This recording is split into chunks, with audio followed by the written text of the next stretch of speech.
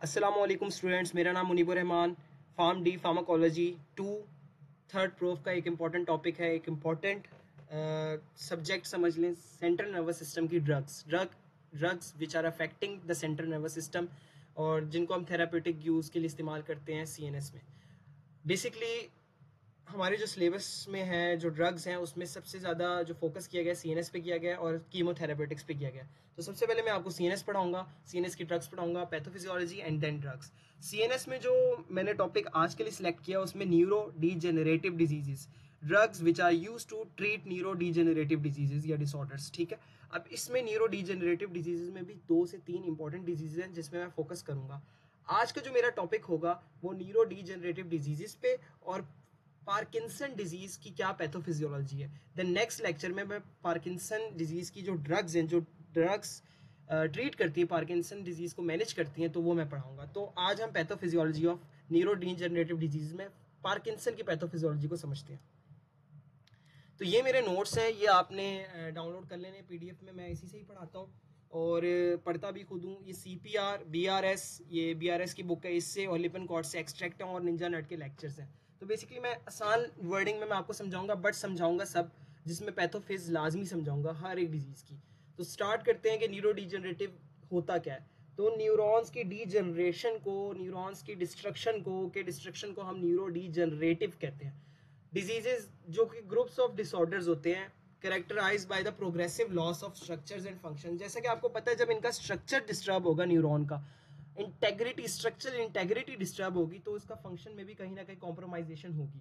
तो कॉम्प्रोमाइज होगा function neurons का, जो लीड करेगा सीएनएस के डिसऑर्डर्स में। ठीक है, या तो वो कोग्निटिव हो सकता है या तो मोटर इंपेयरमेंट हो सकती है।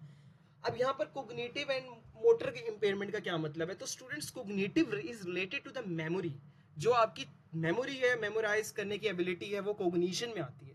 और जो मोटर इंपेयरमेंट है, ये मोटर फंक्शन मीन्स के जो आपका मोटर रिलेटेड काम है, चलना फिरना, पोस्चर स्टेबिलिटी, वो सब कुछ कॉम्प्रोमाइज हो जाएगा, इम्पेयर हो जाएगा। तो पार्किंसन और अल्जाइमर जो है मेजर डिजीज हैं। आज हम उसमें पार्किंसन डिजीज की, पार्किंसंस की जो है हम पैथोफिजियोलॉजी को डिस्कस करेंगे, बिल्कुल डेप्थ में जाएंगे, डिटेल में पढ़ेंगे और एक एक चीज़ को समझेंगे ताकि इसकी ड्रग्स को समझना और जो है याद करना आसान हो जाए। तो पार्किंसन डिजीज बेसिकली होती है मूवमेंट का डिसऑर्डर, और अल्जाइमर जो होती है वो कोग्निशन का डिसऑर्डर, मींस मेमोरी का। तो ये मेजर फर्क है, क्योंकि देखिए दोनों ही डीजनरेटिव डिजीज है, लेकिन इनमें कोई ना कोई फर्क है। तो वो जो फर्क है वो इसका यही है कि मोटर डिसऑर्डर और कोग्निशन का या मेमोरी का डिसऑर्डर। तो पार्किंसन डिजीज जो है वो मोटर डिसऑर्डर है caused by the loss of dopamine. जो डोपामीन प्रोड्यूस करते हैं न्यूरॉन्स, उसमें जो कोई ना कोई डीजनरेशन हो जाती है किसी ना किसी वजह से, किसी ना किसी पैथोफिजियोलॉजी से, तो वो लीड करती है कि डोपामीन ना प्रोड्यूस हो। जब डोपामीन नहीं प्रोड्यूस होता तो एसिटाइलकोलिन उस जगह पर ज़्यादा हो जाता है, जिसकी वजह से हमें एक इनस्टेबिलिटी मिलती है दोनों के बैलेंस में, डोपामीन और acetylcholine, which can lead to the Parkinson disease, which can lead to the motor movement disorder. ठीक है, सब्सटेंशिया नाइग्रा क्या होता है इसके बारे में मैं डिटेल से बात करूंगा। ये सब्सटेंशिया नाइग्रा यहाँ पर वर्ड लिखा हुआ है, बाकी जो डिजीज है इंशाल्लाह उस पर भी मैं लेक्चर बनाऊंगा। अब हम पढ़ते हैं न्यूरो डीजनरेटिव डिजीज में पार्किंसन डिजीज का जो पैथोफिजियोलॉजिकल पाथवे है, ये होता क्यों है, क्यों कॉज होता है मोटर डिसऑर्डर, क्यों जो है बैलेंस इम्बैलेंस की तरफ चला जाता है डोपामीन और एसिटाइलकोलिन में। इससे पहले हम एनाटमी ऑफ ब्रेन पढ़ेंगे। ब्रेन का एक क्रॉस सेक्शन मैं आपको दिखाना चाहूँगा, जिसके अंदर देखें ऊपर वाला जो पार्ट है वो कॉर्टेक्स का है, जिसमें कॉर्डेट न्यूक्लियस है, पेयर ऑफ कॉर्डेट न्यूक्लियस, ये और ये। देन पुटामेन है, पुटामेन में ग्लोबस पैलिडस इंटरनस और ग्लोबस पैलिडस एक्सटर्नस होता है। ठीक है, फिर थैलेमिक न्यूक्लियस है और उनके नीचे सबथैलेमिक और सब्सटेंशिया नाइग्रा। ये डायग्राम आपको पता होनी चाहिए as a pharm D student. आपको फार्माकोलॉजी में पैथोफिजियोलॉजी हर एक ही पता होनी चाहिए। टीचर्स बताते तो हैं बट इतना डेप्थ में नहीं बताते, तो मेरी कोशिश ये है कि आपको पैथोफिज लाजमी बताऊँ। ठीक है, तो अब हम चलते हैं एक्चुअल नोट्स के ऊपर। तो ये है एनाटमी ऑफ बेजल गैंग्लिया जो मैंने आपको दिखाया था। ये हमारे पास एक बेजल गैंग्लिया, हमारे ब्रेन में बहुत से सिस्टम होते हैं। ठीक है, यहाँ पर हमारे पास बेजल गैंग्लिया होता है। ठीक है, रेटिकुलर फॉर्मेशन, रेटिकुलर सिस्टम होता है, जिनके अलग अलग फंक्शन होते हैं। ये कुछ न्यूक्लियाइज से बने होते हैं, जो कि न्यूक्लियाइज स्पेसिफिक फंक्शन को परफॉर्म करते हैं। अब वो फंक्शन है क्या? कॉर्टिकल कॉर्टेक्स में जो है ना कॉर्डेट न्यूक्लियस होते हैं, कॉर्टिकल न्यूक्लियाई भी कहते हैं। एक ये है और एक ये है। अब आपने गौर से चीज़ें समझनी है। ठीक है, ये है लेंटिफॉर्म न्यूक्लियस, जिसके अंदर ये लेंटिफॉर्म वाला पार्ट है, और एक ग्लोबस पैलिडस एक्सटर्नस और इंटरनस है। अब ये जो मैंने शो किए हुए ये न्यूरॉन्स है, इस तरह से जो भी शो किया होगा वो न्यूरॉन्स होंगे, ठीक है। और यहाँ पर स्पेसिफिकली जो चीज़ शो हो रही है वो नाइग्रोस्ट्रीशियल पाथवे, बेसिकली पार्किंसनिज्म होता ही है नाइग्रोस्ट्रीशियल पाथवे में कोई ना कोई डीजनरेशन होना न्यूरॉन की। तो मैं अब समझाता हूँ नाइग्रोस्ट्रीशियल पाथवे होता क्या है। अब ये जो न्यूक्लियस है ना, ये पोटामेन है, ठीक है। ये लेंटिफॉर्म का पार्ट है जिसमें पोटामेन, ग्लोबस पैलिडस एक्सटर्नल और इंटरनस ये पेयर होते हैं, ठीक है। फिर इसके बाद सबथैलेमिक में न्यूक्लियस आते हैं और सब्सटेंशिया नाइग्रा। ये सब्सटेंशिया नाइग्रा जो है ना, इसको आपने समझना है, ठीक है। सब्सटेंशिया नाइग्रा से न्यूरॉन निकलते हैं जो कि यहाँ पर लेंटिफॉर्म के न्यूक्लियस जिसमें पोटामेन आ जाता है वहां पर जाते हैं, और यहाँ से ये निकलते हैं कॉर्टिकल न्यूक्लियस जिसको हम कॉर्डिएट न्यूक्लियस कहते हैं। तो ये तो एनेटमी थी बेसिक। अब हम इसके पाथवेज के ऊपर चलते हैं। दो तरह के पाथवे हैं जो मोटर एबिलिटी को इनिशिएट करते हैं, मोटर मूवमेंट को इंक्रीज करते हैं, ठीक है। Direct pathway always initiate your movements, ठीक है। Indirect pathway always initiate your movement plus ये वो वाली मूवमेंट को रोकता है जो कि आपके लिए डिजायरेबल नहीं होते। फॉर एग्जाम्पल आपने कुछ लिखना है, ठीक है। अभी फॉर एग्जाम्पल आपका पेपर है, आपने लिखना है, ठीक है। अब आपके मूवमेंट पेन की होनी चाहिए, ठीक है, और एक्यूरेट होनी चाहिए, उसके लिए डायरेक्ट पाथवे होगा, इनिशिएट करेगा मूवमेंट।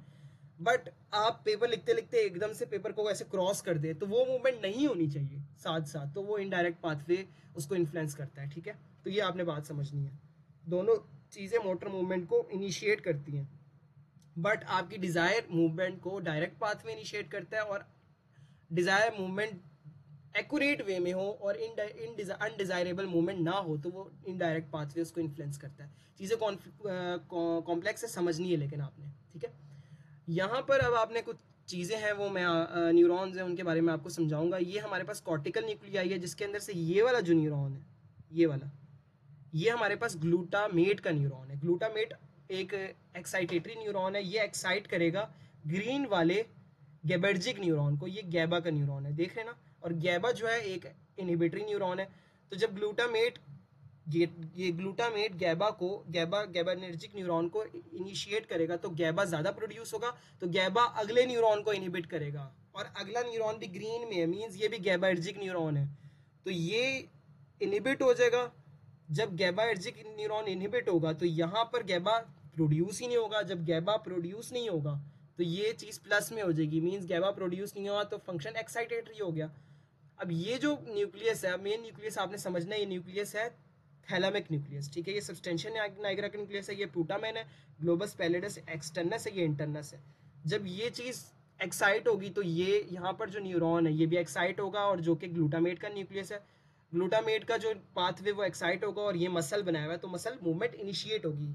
इस सब का जो रोल है मसल मूवमेंट को इनिशिएट करना, तो ये मैंने आपको बता दिया, ठीक है।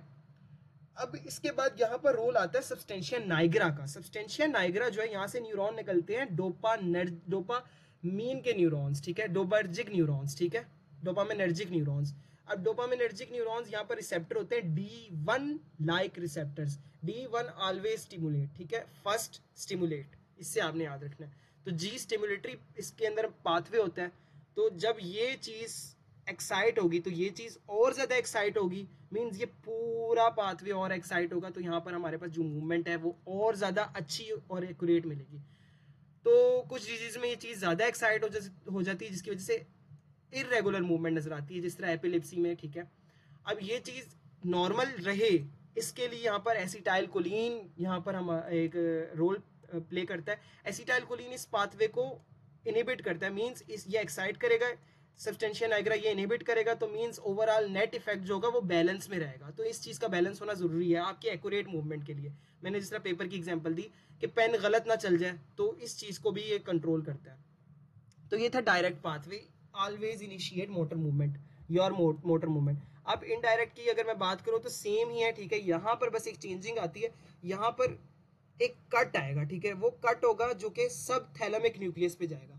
सब थैलेमिक न्यूक्लियस जो है यहाँ पर देखें एक्साइट हो रहा है ग्लूटामेट के जरिए, गैबा ज़्यादा निकलेगा तो ये पूरा न्यूरॉन इनहिबिट होगा। जब ये इनहिबिट होगा गैबा निकलेगा नहीं, तो ये ग्लूटामेट एक्साइट होगा, तो ये जो रेड कलर का न्यूरॉन है ये और ज़्यादा एक्साइट होगा, जो कि यहाँ पर आपको यहाँ पर नजर आ रहा है, मैंने प्लस में शो किया। और ये जो न्यूरॉन है गैबार्जिक न्यूरॉन है। जब गैबार्जिक न्यूरॉन एक्साइट होगा तो आगे से गैबा यहाँ पर और बहुत ज़्यादा निकलेगा, जब गैबा बहुत ज़्यादा निकलेगा तो यहाँ पर आपकी मोटर जो एबिलिटी है वो कम हो जाएगी, मतलब कि मोटर एबिलिटी नहीं होगी।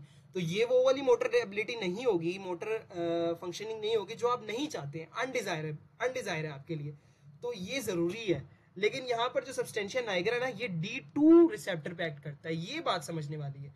ये जी स्टिमुलेटरी है, जी इनहिबिटरी है, मींस ओवरऑल जो भी पाथवे है सब्सटेंशिया नाइग्रा क्या करेगा, ये वाला पाथवे हो या ये वाला, इस वाले पाथवे में यहाँ D1 रिसेप्टर पे कर रहा था, इस वाले पाथवे में D2 रिसेप्टर पे कर रहा था, तो इसमें भी जो है यहाँ पर D2 रिसेप्टर में जो है ना यहाँ पर नेगेटिव इफेक्ट है, मींस GI प्रोटीन लगी हुई है, ठीक है। तो GI इस पाथवे को जो है इनहिबिट करेगी, तो यहाँ पर जो है इनहिबिशन की जगह एक्साइटेशन होगी। सब्सटेंशिया नाइग्रा यहाँ पर भी पाथवे को एक्साइट कर रहा है और यहाँ पर भी पाथवे को एक्साइट कर रहा है, ठीक है। तो means always they are increase motor movement, your motor movement increases, ठीक है।